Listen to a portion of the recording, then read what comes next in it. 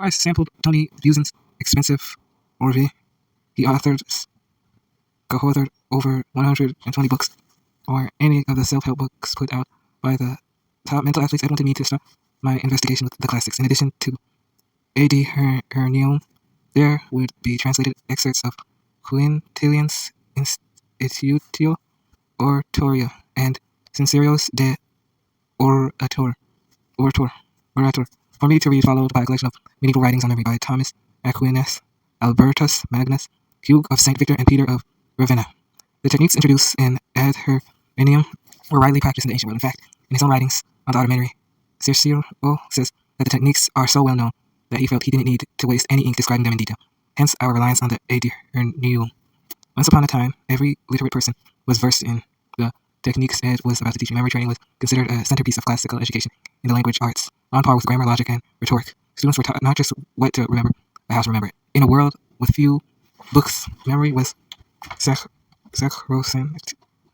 Just look at Pliny, the Elder's Natural History, the first century encyclopedia that chronicled all things wondrous and useful for writing barbets in the classical world, including the most exceptional memories then known to history. King Cyrus then known to history. King Cyrus could give names of all the soldiers in his army. Pliny reports Lucius Scipio knew the names of the whole Roman people. King Pyrrhus, envoy Cineas, knew those of the Senate and knighthood at Rome. The day after his arrival, a person in Greece named Charmides recited the contents of volumes in the libraries that anyone asked him to quote, just as he were reading them. There are plenty of reasons not to take everything Pliny says at face value. He also reported the existence of a race of dog-headed people in India, but the sheer volume of anecdotes about extraordinary memories in the classical world is itself telling. Seneca the Elder could repeat 2,000 names in the order they'd been given to him. St. Augustine tells of a friend, Simplicius, who could recite Virgil by heart, backward. That he could recite it forward seems to have been unremarkable. A strong memory was seen as the greatest virtue since it represents the internalization of a universe of external knowledge. Ancient and medieval people reserve their awe of memory, their greatest geniuses, they describe as people of superior memories, writes Mary Carruthers, author of 2 books on the history of memory techniques. Indeed, the single most common theme in the lives of saints, besides their superhuman goodness, is their often extraordinary memories. The Ad Herniums discuss of memory, the treasure house of inventions and custodian of all parts of rhetoric. It's actually quite short, about 10 pages embedded in a far longer treatise on rhetoric and ortain. It begins by making a distinction between natural memory and artificial memory. The natural memory is that memory which is embedded in our minds, born simultaneously with thought, and artificial memory is that memory which is strengthened by a kind of training and system of discipline. In other words, natural memory is the hardware we're born with. Artificial memory is the software you run on your hardware. Artificial memory, the anonymous author continues, has 2 basic components: images and places. Images represent the contents of what one wishes to remember. Places, or loci, as they are called in the original Latin, are where those images are stored.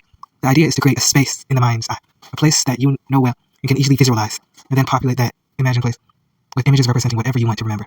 Known as method of loci by the Romans, such a building would later come to be called a memory palace. Memory palace doesn't necessarily have to be palatal or even buildings. They can be routes through towns as they were in S, or station stops along a railway, or signs of the zodiac, or even mythical creatures. They can be big or small, indoors or outdoors, real or imaginary, so long as there's some semblance of order that links one locus to the next, and so long as they are intimately familiar. The 4-time U.S. Memory Championship Scott Hagwood uses luxury houses featured in the Architectural Digest to store his memories. Dr. Yip Shui, the effervescent Malaysian memory champ, used his own body parts as to help him memorize the entire 56,000-word, 1,774-page Oxford Chinese-English dictionary. One might have dozens, hundreds, perhaps even thousands of memory palaces, each built to hold a different set of memories. In Australia, in America, Southwest, Aborigines and Apache Indians independently invented forms of the Loci method, but instead of using buildings, they relied on local topography to plot their narrative and sang them across the landscapes. Each hillock, boulder, and stream held a part of the story. Myth and map became condescendent, says John Foley, a linguistic anthropologist at the University of Missouri who studied memory and the oral tradition.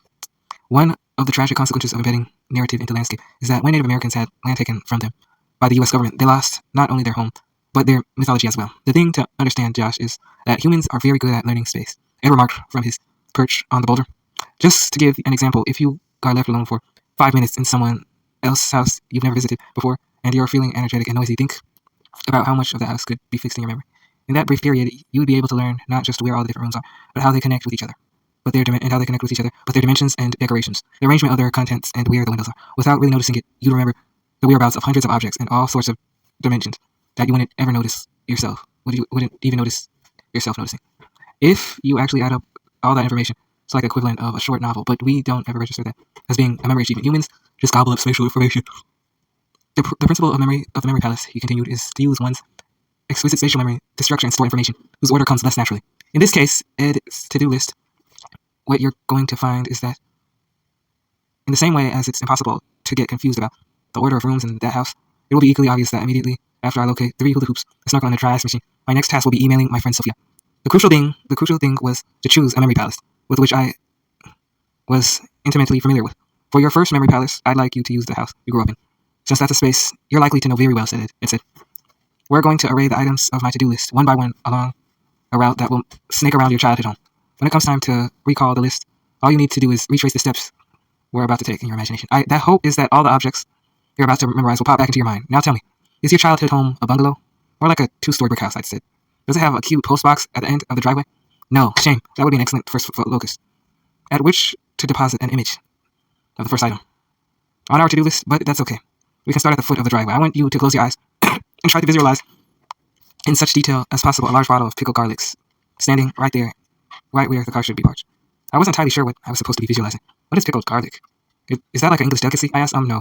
It's just the sort of snack one brings along for a weekend out in the mountains. He flashed another impish grin. Now, it's very important to try to remember the image multi-sensorily. The more associative hook a new piece of information has, the more securely it gets embedded into the network of things you already know, and the more likely it is to remain in memory. Just as S spontaneously and involuntarily turned every sound that passed through his ears into a chorus of colors and smell, the author of the A.D. Hernium urged his readers to do the same with every image they wanted to remember. It's important that you deeply process that image, so you give it as much attention as possible, he continued. Things that grab our attention are more memorable, and attention is not something you can simply will. It has to be pulled in by details. By laying down elaborate, engaging, vivid images in your mind, it more or less guarantees that your brain is going to end up storing a robust, dependable memory. So try to imagine the pleasant smell of pickled garlic and exaggerate its proportions. Imagine tasting it. Really let the flavor roll around on your tongue. And make sure you see yourself doing this at the foot of your driveway. If you didn't know what pickled garlic was, I was even less sure how it tasted. If I didn't know what pickled garlic was, I was even less sure how it tasted. Nevertheless, I imagine a large bottle of stuff standing proudly at the foot of my parents' driveway. I'd encourage you, reader, to do the same along with me. Try to imagine a bottle of pickled garlic at the foot of your own driveway. Or if you don't have a driveway someplace else outside your home, really try to visualize it. Now that you've installed a complete multi-sensorial picture of pickled garlic, we're going to walk up the path to your home and visualize the next item on your to-do list. At the front door, it's cottage cheese. I want you to close your eyes, see an enormous wading pool-sized tub of cottage cheese. Have you got it? I think so. Have you? Now I want you to imagine Claudia Schiffer swimming in the tub of cottage cheese. I want you to imagine her swimming in the buff and dripping with dairy. Are you picturing this? I don't want you to miss any of the details here.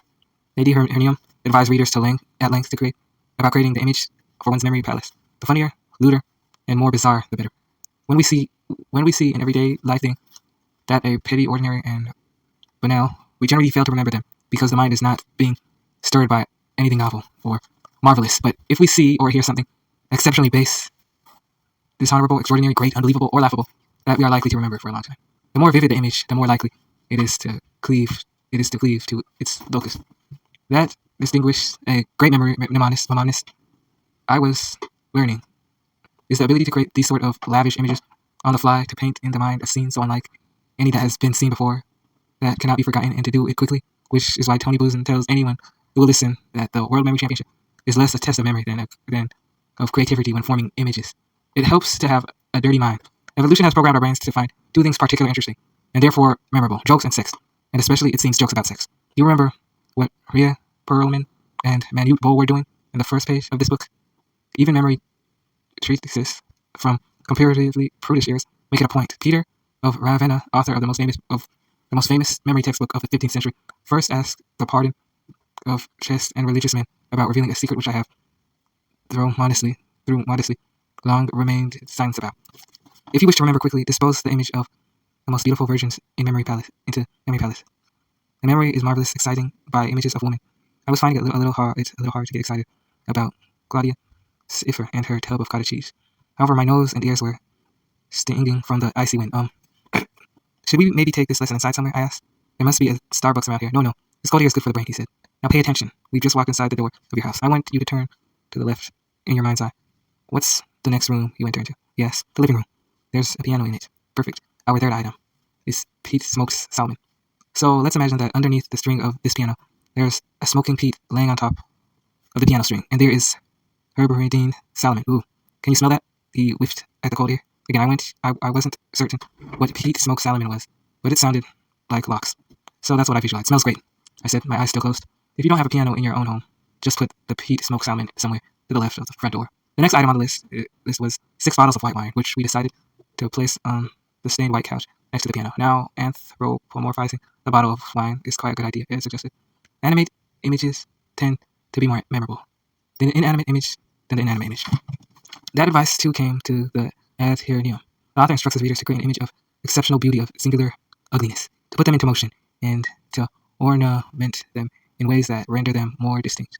One could disfigure them as by introducing one stained with blood, or soiled with mud, or smeared with red paint, or else proceed by assigning certain comic effects to our image. Perhaps you should imagine the wines discussing their relative merits among themselves, Ed suggested. So like Mr. Merlot is saying, Merlot is not a white wine, Josh, he interrupted with a bemused titular. Rather, let's imagine the Chardonnay is plaintively insulting the soil quality of the Sauvignon Blanc, while the Gewürztraminer is giggling away nearby the expense of real Riesling.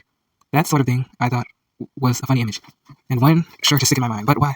What makes 6 snooty anthropomorphized wine bottles more memorable than the word 6 wine bottles?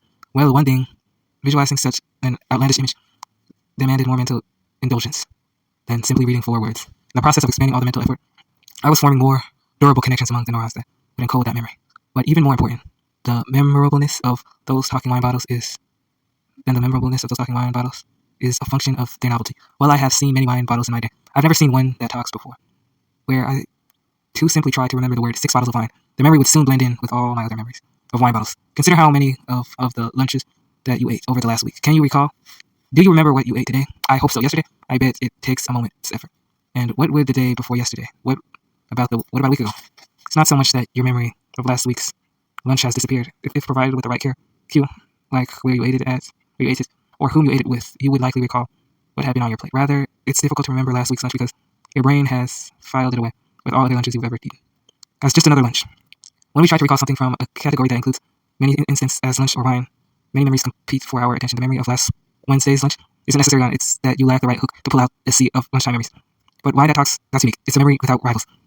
Next along our list, we have 3 pairs of socks. To continue, maybe there's a lamp you can hang them on nearby. Yeah, there's a lamp right next to the couch, I said. If you're still following along, you should be putting those 6 bottles of wine and 3 pairs of socks somewhere in the first room of your house. Splendid. Now, I know precisely 2 ways to make socks a teddy bear. One of them have to be appallingly old and smelly. The other is making them those incredible socks made of cotton in nice colors that you can never really find.